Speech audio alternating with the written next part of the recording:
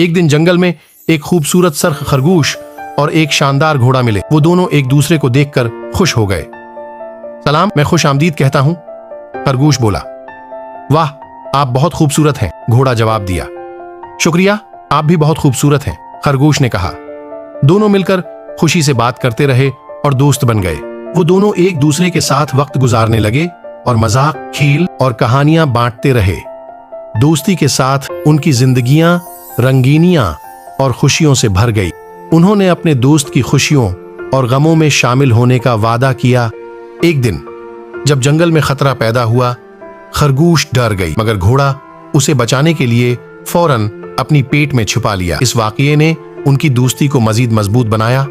खरगोश और घोड़े की दोस्ती ने उनकी जिंदगी में एक नया रंग भर दिया। वो एक दूसरे के बगैर जिंदगी के सोच भी नहीं सकते थे। उनकी दोस्ती ने उनकी जिंदगी को खुशियों का अनोखा सफर बना दिया।